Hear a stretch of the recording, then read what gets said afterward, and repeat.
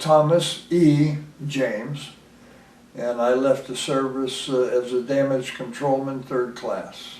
I had a friend that we had joined together. We got separated, but we came back together at the end of our 2-year active. He bought a car in California, and we spent a month coming back across the states before we went back home and back into civilian life. When I went back home, I had been working for the A&P Tea Company. It's long gone. They had a job for me, but the minimal hours. I wasn't really sure what to do. I felt that I wanted to go back to school on the GI Bill. In the meantime, a friend said, hey, I'm going to the Clairton Works of U.S. Steel.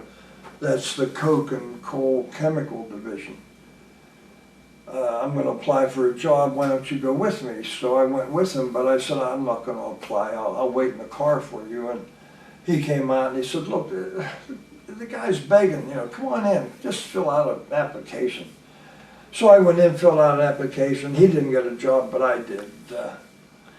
And I worked in the tar plant, they called it, right next to the coke batteries where they coked the coal. They sucked all of the fumes off of the coke ovens and broke those fumes down into numerous chemicals. And I did mostly cleanup. I ran a lot of jackhammer for, they had a pitch bay. You've seen tar, liquid tar, they would pour that on a big giant steel plate. And the plates were on springs. And when that hardened, it was maybe 6 inches thick. And the customers wanted pieces about the size of a football, so I'd go up on the pitch bay and start with the jackhammer and go all the way across and cut a line and step back 1 foot and go all the way across and cut a line and then cut the opposite direction. And then the front end loader would come up on the pitch bay and scoop it all up and load it into either hopper cars, or they used a conveyor belt to put it up in box cars. And I dug a lot of ditches, pipes would break, and go get the jackhammer and dig this up, especially in the wintertime when the ground was frozen. But I hadn't been there maybe 2 weeks, and the welder was up on top of a storage tank welding a railing, and the fumes in the tank exploded, the lid popped open, and he fell in and died.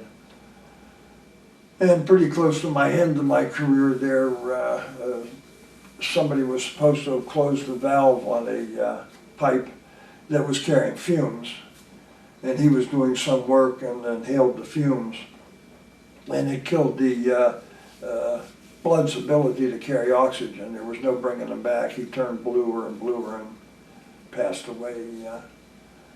And I told a friend of mine about it, and he got me a job at General Electric as an inside salesperson.